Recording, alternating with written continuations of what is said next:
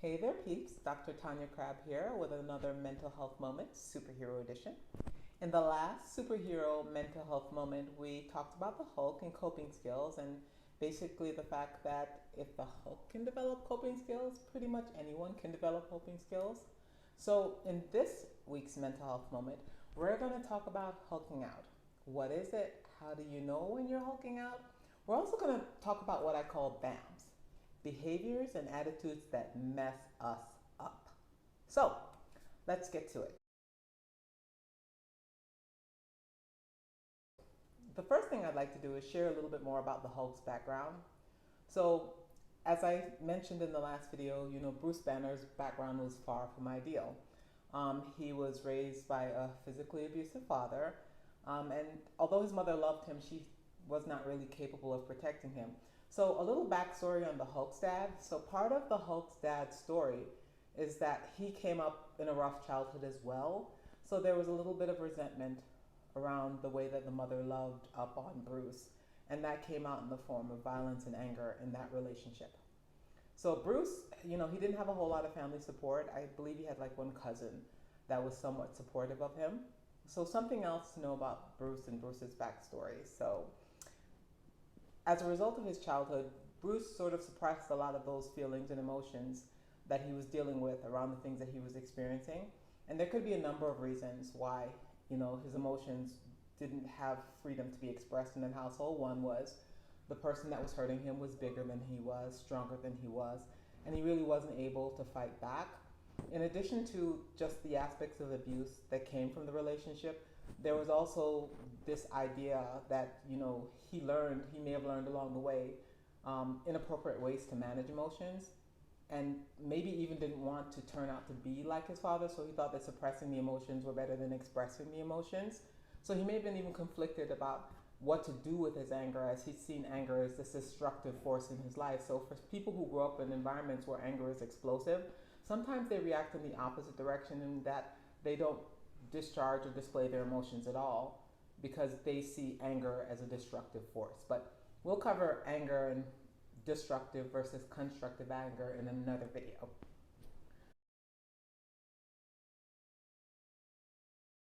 So, as a result of his upbringing, he sort of turned inward towards books and studying, and as a result, became a really smart adult. Majoring in nuclear physics as a nuclear physicist, and going on to work for the government. As a result of it, though, he had a little bit of a difficult time, establishing and maintaining relationships, and pretty much just kept to himself. Um, and again, growing up as a socially awkward nerd did not do a whole lot for his ability to get into good relationships with other people. At the heart of the matter, he was a good person who just had a really rough start, and as a result, didn't have a whole lot of resources, supports, or coping skills to help him manage the difficulty that he's had.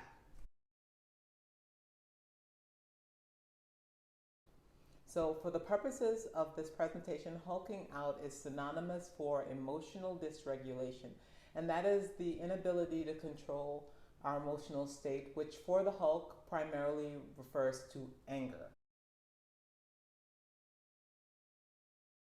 So, what causes us to hulk out? Our bodies are wired for survival. Fight, flight, freeze is the body's automatic response to a perceived threat or perception of danger. It's an adaptive survival response, alerting us to danger and preparing us for action if something's about to jump off. So, what comes across as anger may actually just simply be a fear response. And honestly, in those situations where the Hulk feels he's under threat, which is interesting since there's very little that can hurt him, those are the times that he gets his angriest. So, it's fair to say that he did not have a lot of skill or training around emotional regulation. So, emotional dysregulation, or not being able to control his emotions, was part and parcel of his upbringing.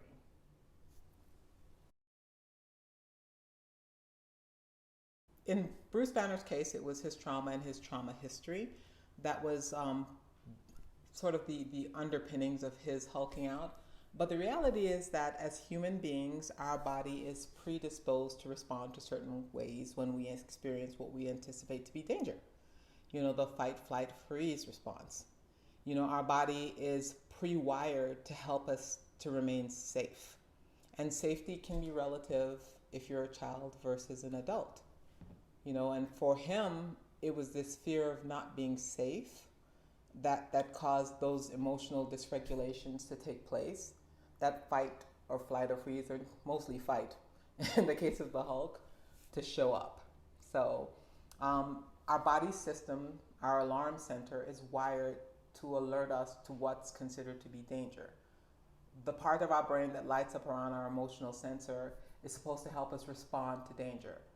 But sometimes, because of the things that happen in life, our signals get crossed and we respond to things that are perceived to be dangerous, psychically, psychologically, emotionally, but may not meet the threshold for danger in the way that we are pre-wired to see it.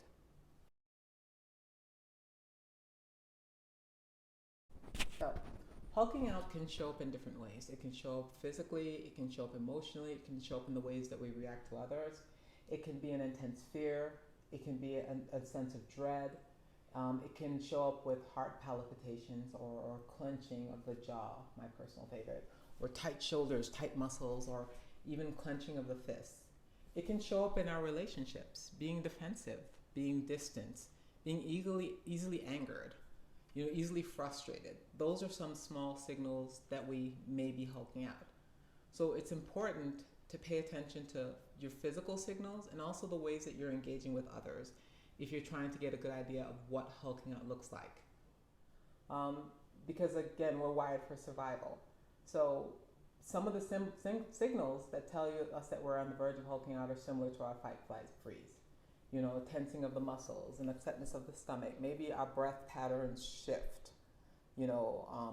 Maybe we're having a little bit of difficulty with body trembling. Maybe our ears might start to ring. Maybe we may flush hot or cold. So the signals that our body sends saying that we are in danger oftentimes show up just before we're hulking out. So to include things like your heart starts to race when you're feeling anxious. Your ability to form thoughts and have conversations seems to diminish when you're in a position where you're in a heightened state of anxiety or fear.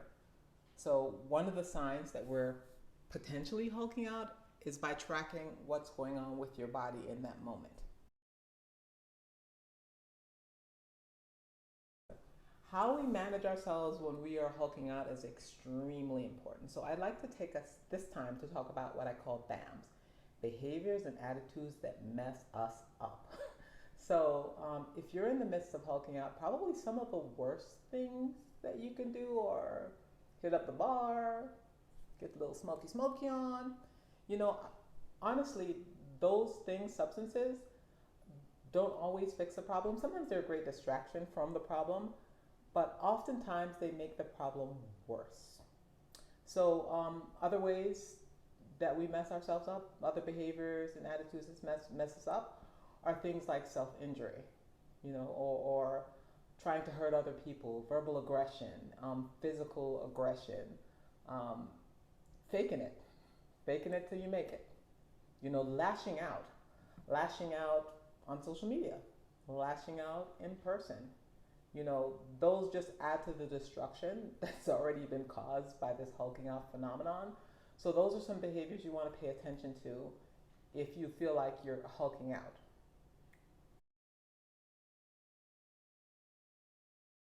So you may be wondering, well, now that I know how hulking out looks or what happens when I'm hulking out, what do I do about it? What can I do about hulking out? So I like to think there's a 3-step process. Step 1, increase your awareness. Start to notice when you're in spaces, places, and you're starting to hulk out. Pay attention to the signals your body is sending you.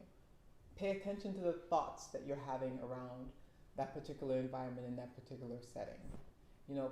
Pay attention to your feelings and how you're engaging with other people. So becoming aware is super important.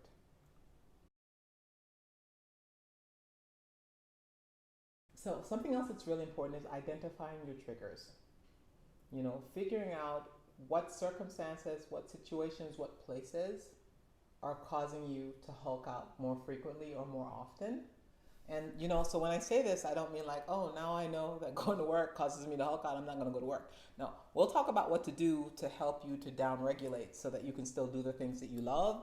So this is not the suggestion that, oh no, Dr. Crab told me that work causes me to hulk out, I need to leave it alone. Nope, nope, nope, nope, nope, nope, nope, nope. That's not what I'm saying. I'm saying that if you are aware of the spaces and places and the people that trigger you, then you can prepare for them and you can prepare your system by doing certain things so that you're less likely to hulk out in those environments, or you're able to adjust the environments to be a healthier place for you.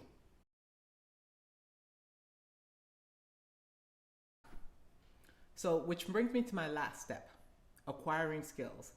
Yes, back to the coping skills. There are a number of things that you can do to help you to downregulate and to regain control of your emotions, and in different domains. So there are things you can do around your thoughts, which, by the way, those thoughts often lead to those feelings and those behaviors.